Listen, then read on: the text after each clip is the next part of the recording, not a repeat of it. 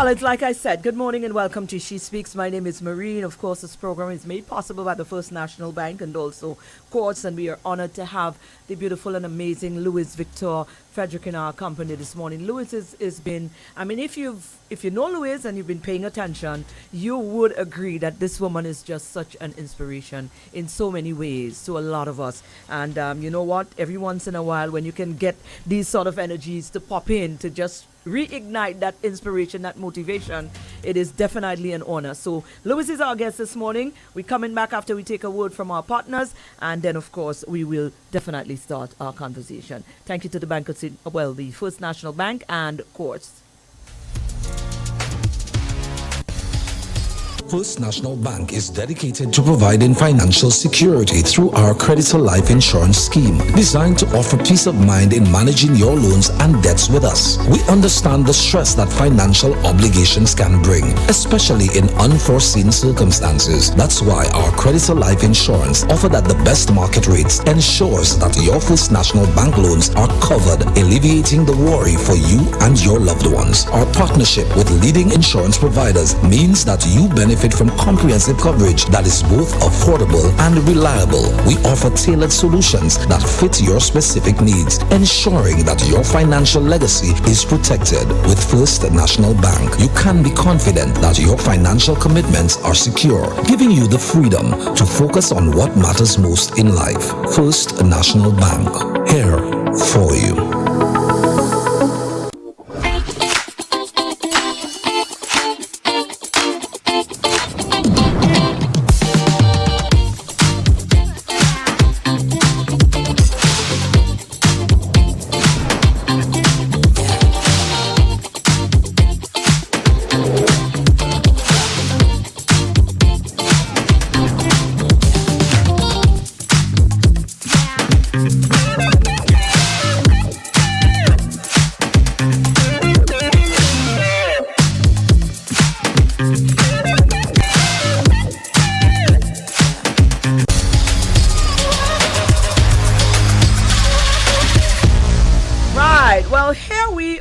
And definitely excited.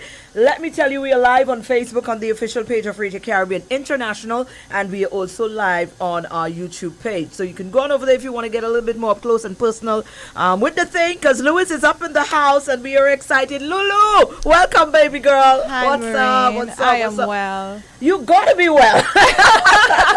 You've got to be well. Listen, man, this is not a new stage for you. We've had you here before, but so much has happened since then. So it's like a new woman we're interviewing all over again, because you continue to make some really, really amazing strides, and we are very, very happy to be here to follow the journey. Thank you, Mareen. So welcome back. I'm happy to be here equally. Absolutely. Yeah. Now, we know Lulu. I guess everybody know Lulu is a little, it's a little home baby. Everybody know Lulu. They know the story of Lulu. This young girl from Miku village. Miku, right? Let me get it right before I love that. I love that you said it without the D. The D is silent. Oh, the D is silent. It's Get it. Miku. I would not believe Lucians that say Miku. Some people They put do? the D. Yeah. All right, sorry. Miku, I know it's Miku. A little girl from Miku, you know, with big dreams and a lot of plans and, you know, family oriented. So we've gotten that part, you know. So right now, since then, like we said, a lot has happened. Yeah. You have gone on right now. You've got quite a number of things under your belt. You've gone on from the last time I think we spoke. You've gone on to become you passed through the how you call it? At FRC. FRC. Yeah. You've I'm gone. at You're in Heineken now, and you've been doing Seeing a different wonderful parts of the job. world, yeah. Seeing different parts of the. Did you go to the no? You didn't make the journey for the UFO? No. Okay. I was in London just before that. Oh, yeah. okay, wonderful. And you know, you also, there is something else. There is a Recently recent something. Yes, Cricket ICC. West Indies, Right, Cricket independent West director, Indies. yeah. Right. Well, let's see what I'm talking about. Quite a lot is happening. Lulu, how are you balancing? How are you able to fulfill all of these roles and effectively at that, because there hasn't been any complaints. Someone asked me that 2 weeks ago, a former schoolmate actually, and I said I just do. Yeah. Yeah. You don't. I think from my grounding as an athlete as well, always that sense of, you know, going after something, not complaining. Yes, you complain as you need to because you're human, but seeing the bigger picture, seeing the opportunity for growth, I think that's how I approach every opportunity that comes my way. And that when I even least expect it, as was the case for that Cricket West Indies appointment, it's like, God, why me? I in my own world, on my own business, and then so I approach it, and I guess I approach life in the sense that remain open and be accepting of whatever the universe is sending your way, because you just never know what the lessons are. You never know what the failures may be. That there in itself may lie some blessings for you as well. So yeah, It's all blessing. It's all favor. yeah, And I guess you're a spiritual woman who is Yes. very much aligned to that. Yeah. And it works. it does. It is something to put faith in. Yeah. And I think a Yeah. lot of the times we don't. Well, a lot of our people are We so tend to not. yeah. Yes, not even forget. We're not even aware That's true. that this is something that is real. And if we align ourselves in that light and that path, you know what? Things happen. Yeah. You know, we don't necessarily go out and say, "Well, I want that," Yeah. and you pinpoint that, but you just align yourself and listen, Most High. Where do you think I need to go? Whatever your purpose, whatever your journey, and you stay open. You know, then the calls are gonna come, Yeah. and you some of them might shock you, like you're attaining to right now, but you just got to be ready. Yes. So Yeah. what is it that you know that new role? What is expected of you, and have you started to think about how it is you're going to make an impact or a difference already? Because I know that's what's the aim. So any board role is really about governance, the strategic direction of the organization. I think more from a president's point of view, his vision is that there's a lot of opportunity to transform, Right. not just the organization but the brand. Right. And so he was looking for that unique energy, perspectives, diverse in terms of the people who sat at the table. And therein came my recommendation of a young, dynamic, Yes. strong Definitely corporate background. Leadership certainly. Yeah. Strong academic background as well. So I think all of that contributed to the perception that, okay, she would be well placed. And then when we did have that first one-on-one, then he would have then taken it to the board further, and I was welcomed with open arms. Wow. Yeah. No, herein lies. This is a young woman, very young at that. You're quite young. You're your wife. Big up to wee boy. You are a Mr. wife, Frederick. Mr. Frederick. Big you are. You understand? No, not Richard. The other one.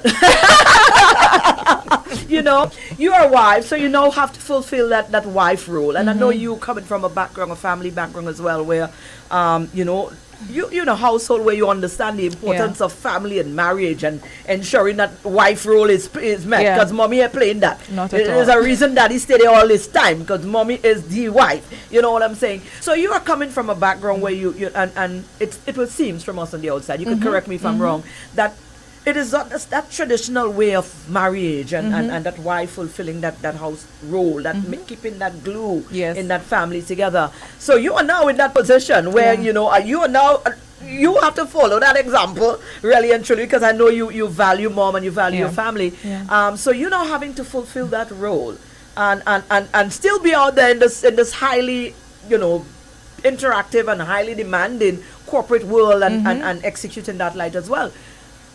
Is that working out? It's working out. Okay, well, you gotta give us a little tricks or two, because listen. I think even from a relationship point of view, it's about having a partner who supports you from day one. Right. And I think my marriage, my relationship with Omari was built on strong friendship.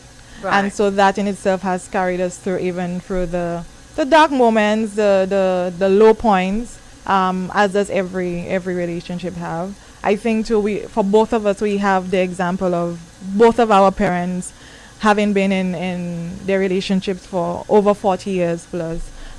So we have that reference as wisdom, as even in the unspoken, body language and all of that. You learn from those things over the years. Mommy taught me how to cook very early, very well. So That's a strong point there. Yeah. Because Omari like his belly. Is it? So just even those balances of, okay, yeah, I take care of the kitchen and he takes care of everything else. Like he confidently cleans and all of that. So even those understanding, most time when I see that to people, they're like, what? He might probably be saying I'm ruining his street cred right now, but it's just that it comes back to, okay, what do you both want in the relationship, and then how you make it work, how you tweak, how you adjust as you need to as you go along. Exactly, because it's necessary. It's not, and especially in that this changing time. Exactly. And back then, maybe mommy was probably a stay at home and had the time and effort to do that, but you're also a career woman. Yeah. And there's got to be a some very tweaks. demanding career. Right, and Yeah. there's got to be some tweaks, and there shouldn't be any shame in that game. Yep. You know, certainly. So I'm glad, you see why I'm glad she's here this morning. I like this. I absolutely love and loving this. Now, you know, I'm going to ask the next question. Kids-wise, anything on the way? No? As soon as they're here, I'll be first to know. Let me be the first to know, you know. You know. We are looking forward to our family one day. So right. So it's as again, it comes to us, we receive it. Okay. Yeah. So it's nothing like, okay, we it's not like we, no, not definitely not. For both of us with such strong family background, yes, definitely we if would it like comes, to you're expand going to our do this family again. for sure. Oh gosh. Yeah. You know, I'm asking all of these questions because a lot of the times, you know, we got so much examples, and say examples in you know, in quotes, because there's so many examples of marriage and modern marriage and family life and people are tweaking and saying, well, okay, my career and I want to do that, and I'm not about with this children life even though I'm married, and you know, you get this sort of thing. Nah, that's not me. Yeah, okay, all right, okay. I want all the vomit. I want everything. Listen, you see why she's amazing, right? So, Louise, here we are now. Don't worry, we take it back with time. Here we are now. Life right now, Carnival is also a big part of you, a very culturally grounded person. Carnival is on the way as well. I know a few, you know, you're going to be pulled again in directions when it comes to Carnival to lend your expertise as a former Carnival Queen contestant and a Miss Universe as well. So a lot of demands are coming at you again. And young people are very inspired by you, especially young ladies. And I know you don't take that role lightly as well. So while you're doing all of that and the opportunities comes around for you to impact young women, what are some of the things you hope that young women looking at you, being inspired by you in one way or the other, what are some of the realities you want them to be aware of? And I think, Mareen, you would have probably been in a space where I was speaking to and them. It was brilliant. In that, I think in a world that is so highly visual right now, it's all about how things look. It's all about the surface, that young women don't, and people in general don't think like that's real life. Right. Like Instagram is not real life. In the sense that yes, it's good for business and it's a strategic platform, but if your identity, your entire life currency becomes based on the likes, the shares, and how people react to what you do, then you need to take some time and just step back and just have a conversation with yourself. I always tell young women that when I'm engaging them, when I ask you, who are you? Don't tell me where you're from. Don't tell me your name. Don't tell me your job or how many CXCs or whatever degree you have. Those are things you've accomplished. Those are things that would have been assigned to you. But who are you innately? So for me, as Louise, I'm an adventurer at heart. I'm family oriented. I believe in the principles of family, and I am love. Like, I give love, I receive love. Like, those are the things that make me Louise. Right. I'm curious. I'm a Capricorn. I am occasionally stubborn. But those are things that, you know, positive adjectives that you can use to describe yourself. Positive and or the not so pretty ones. Like, I acknowledge that I could be stubborn. I acknowledge that I am human and I procrastinate and I'm hard on myself at times and I don't feel like the best person at times. But being able to pick yourself back up, that's important. The validation from people should not be what you use to fuel you to keep going. if that was my case for as long as I've been in the public eye, I mean, I won Carnival Queen in 2010. Yeah. And even some of the scrutiny that I faced then and that I have continued to face, if I was not strong in my own understanding of who I am and who I am working to become, then I would have probably just been in a shell, Yeah. just figure, you know what, I'm not doing this anymore. But I'm comfortable enough in who Louise is. I embrace all of Louise's mistakes, her shortcomings. There are days when I tell myself, okay, that was a real a-hole move. Right. And I'm okay with that. And it wasn't always that, but I've just continued to do the work with me, for me, to be able to get there. The book I'm reading right now actually has a lot to do with understanding. It's by Dr. Brené Brown. I thought it was just me, so it has a lot to do with understanding shame, understanding your shame triggers, building shame resilience. And I think that's something as women we all struggle with, we all navigate, especially with all of the societal expectations and all of that. Permission to be very vulnerable. Every time somebody asks, oh, where's the baby? 2 years into marriage, it's like the fact that you have not yet produced a child is like, is that a shortcoming on me as a woman, as a wife? So there's so many things that we continue to navigate, and if we're not grounded enough in ourselves and our spirituality, then those things could just throw you off your game entirely. How do you balance your spirituality, because you're also that. How do you balance spirituality and the authenticity of Caribbeanism? Because we are Caribbean people. There's certain things that just goes with us being Caribbean, and you're all of that. You embody all of that. And sometimes people, for their own convenience, tend to pick and choose what it is they want to attack you on. How do you balance it off, and how do you play that off, like societal wise? So my spirituality is not based on religion. It's not based on being righteous or being better than thou, the saint. None of that. There are rituals that I have to do to keep me sane, and so that in itself keeps me grounded. So journaling, working out, like the idea of levity, the Rastafarians call it that, movement in my body. If I don't have that, I'm thrown off. If I eat out for too long, my body is like I'm cranky, I'm not productive, I'm not focused. So like these things making my spirituality: reading, limiting my screen time or managing my screen time, quality time with those that I love. So these things make up my spirituality, and of course conversations with my creator. So the time that I make for myself daily, the rituals that I create for myself to be able to serve those around me, that is my grounding of my spirituality. As opposed to the ocean is my place of worship. I just go there and I just sit and I just lose my mind, and I'm good and I'm recharged and my soul is filled. So for me, it's about what works for you. So it works for me. Some people may prefer to go to church, and that's fine. Totally respect that. So that in itself, once I am consistent enough, then I remain balanced enough and alert enough to juggle the different things. And there are times that some of them I will not be able to deliver 100%, but again, I'm graceful enough to be like, okay, Lou, we're falling short here. This is what we're going to do to get back there. It's all about grace with yourself. You got to be graceful with yourself, but none of that is possible if you do not first understand yourself. Exactly. So self-awareness is very vital. And learning. What do you think propelled you into learning and understanding that vital piece of in the form of existence? Because you are very young. A lot of people live their whole life before they figure out all of this. This kind of wisdom comes way later down in the life.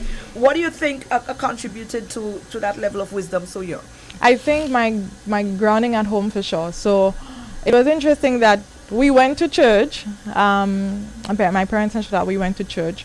We never ever really went to church as a family, because my dad's beliefs were Rastafarian. So my daddy doesn't have locks, but at heart, daddy's a Rasta. And so I think that He had his rituals that kept him grounded. So I think that, but also the structure of and the ritual, okay, of you go to this place of worship and all that. So all of these things, they've evolved, but I think the fact that my parents were very deliberate and intentional in ensuring that we had those basics, is what I call it, is what has allowed us to just, myself and my brothers, to just grow, but be decent human beings. I think that's what it comes down to. But I think along the way, I've also had mentors who have equipped me with tools and various other skills to be able to get to that point. Yeah. Looking at today's society, do you see a lack? Do you see a need? Do you see brainwashing or deteriorating of values of what you speak of values that has kept us as people grounded, like you said, and the morals and some of the things that seems to like being really and truly, they're becoming things that we no longer see as necessity. Do you believe that that's where we're heading? And if you do, how do you see yourself? Do you normally ponder upon it? How do you see yourself impacting or making a difference? Or do you see yourself heading into any, where I go with this, but I'm not going to say it directly, but do you see yourself heading into any future roles where you can impact a little bit more, where you can change, where you can, do you see that? I'm open to it. I think there are a lot of things that consume me. I'm very intuitive, so sometimes I observe things, I absorb it, and then it sits with me because it troubles me. I think one of the things that, and again, because of my strong family grounding, I think one thing I appreciate that my parents did is that they were loving, but they were boundaries. And I think a lot of the things, some of the issues that we face as a society, it is as a result of just a lack of parenting. Parenting has evolved, yes, but the idea that your child is your friend, I don't subscribe to that. The idea that just because you would have had to work hard, that you don't want your child to work hard too, I don't subscribe to that. The concept of working hard doesn't mean, you go in and cut bananas and all of that. There's different ways that you can apply yourself to be able to get to an end result. And I think the easy life, the soft life, that's some bullshit. It's contributing to a lot of nonsense. Yeah. You're right. And the soft life and the easy way out of things, it doesn't allow you to develop that tenacity that when things get tough, that extra grit that you have to dig for to push through. If we want to just exist in a soft life and a perfect world, then unless you're exposed to certain elements and certain situations, then you'll never know what it will take you to get there. So I think that's psychologically, that's what's kind of eating away at us, in that we want the easy way out, and we do not address lawlessness as a society. We let the little things slide, we laugh it off. And then next thing you know, it's too late. A big problem. Wow, Lou, we could sit down here and speak for the whole day, but I just want to roll it back around a bit. What's next? What are you thinking? I mean, you're actually engaged right now, very very hectically as well. But are you thinking ahead? Are you thinking where you want to head with this? Because these are all things that are just falling into your feet as you move along, and then you're just fitting into those roles. But on a personal level, what's next for Louise? What are some of the things you have in your mind that you think you want to go after, you want to do, or you want to accomplish? Right now I think I have a lot of things that are sitting with me creatively that I want to execute, but then again, just understand the demands of everything that I am evolving right now. I am being realistic. But I think, Mareen, what's the last day of the year, I spent it at Pigeon Island. I spent the afternoon with myself. I wrote my end of year 2023 speech. So reflecting on the year, but then also setting my intentions for 2024. And I wrote that my heart is open as that. I didn't know what it meant. 2024 has revealed what it is unfolding to mean in many different ways. And I think for now I'm comfortable with that I'm open to whatever is coming my way again, because there's just so many things that I am balancing right now. So not to apply too much pressure to myself, but I think creatively there are some things that I need to, just release. Yeah. And you will see that probably coming to life, whether under Oceans, whether under the Victor Life, whether collaborating with organizations or agencies. So yeah, that's what it is. Yeah. It is that place that a lot of people don't have reached there yet, where you just let go and allow yourself to be divinely led. Yeah. So that's where you are. Yeah.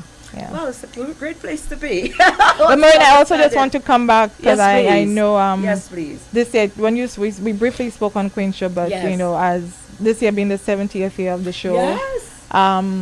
For me, and I know Mommy is listening, when I told her about Queen Show, because I was spotted right here, at CSA grounds, and Mommy was very hesitant about me going into it. Her one girl, she's like, my daughter not made for people to look at in that way. Right. But got her blessing, and I think for, again, just being open to what the possibilities may be from my start of public life as National Carnival Queen 14 years ago to today. There's just been so much that has just opened as a result of that platform, but also remaining grateful to the people who would have helped you get through that journey. And I think that's something our young people tend to, we don't burn bridges. Yeah. I think that's a valuable life lesson for people to also, for young people, and even the ladies going into pageantry to appreciate. You just never know when you would need that person. You would never know when you would need somebody to hold that door open for you. So, and it's as a former queen, as something I get from any people going into pageantry, like what are the critical lessons, is to just basic respect and appreciation for those who would have been on that journey with you and continue to, and remain open to the possibilities, the opportunities that would come your way, and remain in a state of gratitude. Yeah, always. That's it. And on that note, I was going to ask you to throw out some encouragement, but you just did that. You did that so flawlessly. You are amazing, and we see you. You continue to contribute in a very vital way to your land, and I think it cannot be unnoticed. You cannot go on unnoticed, and so humble while you do it, and that is such an example. And like they say, you can go into people's space and try to drum something into people, but the best thing you can do is actually lead by example. So if people can look at you and see the example that you don't even have to tell them anything. I think this is vital, and you have been that for a lot, and I think everybody can agree with me. My platform is going up there, and it's basically saying the same thing. So continue to be Lulu, continue to, whilst you find yourself, take us along that journey. Thank you, Mama, because it's a beautiful journey, and we love it. Thank and you. We wish you the best. And I love you. I love you, man. Certainly, we say, we see it coming up again, so we'll be falling into a lot of effects and stuff. And you know what? Quite balanced again. Such a balanced woman, and that is the amazing thing. I think that is one of the things that I resonate a lot with you, because I am all that. I'm like, okay, we are that. We can be that. We can be upset. We can be that, but we cannot. It doesn't mean that to be that we cannot be who we are, authentically Caribbean. We cannot embrace that and bring that level to it at the same time. Yep. And that is something that I embrace when it comes to you. I saw that in you, and I'm like, yeah, that is it, Yeah. Certainly, and more we find it women are embracing that, and I think it's true examples as well of other women like ourselves who continue to show that hey, being Caribbean is fine and it's beautiful. And as a matter of fact, I'm actually wearing my Yes, I have my pair. I have my love it so much. That's Fiona's earrings, guys. Come take a look. The cutlass. Yeah, I'm saying this is us. This is Caribbean, and this is who we are. Let's embrace every facet of who we are, like Louise does. And there she is. She's a fine example, and we appreciate and love her. So thank you again to the First National Bank and also to Courts. You guys are amazing. We're doing it again next Tuesday, right? Make sure you join us right here. We'll do it all over again.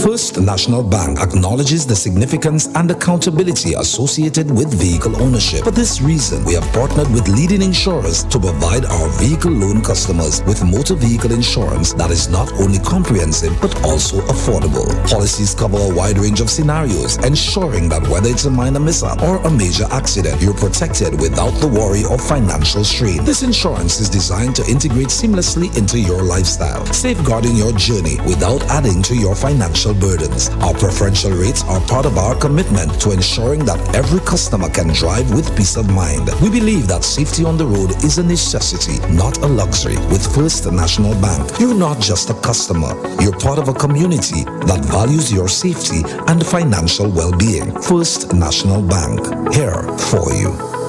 Courts presents their 2024 furniture event, The Art of Living, at all Courts stores nationwide. Come see what's new in living, dining, and bedroom furniture. Find the furniture piece that you've been looking for and complete the look with our designer rugs and accessories. Plus, you can shop today and pay later, so don't miss out. The Art of Living 2024 furniture event, only at Courts, bringing value home. Understanding the financial impact of job loss, First National Bank offers job loss insurance, specially designed to provide our customers support during such uncertain times. In the event you lose your job, coverage provides a financial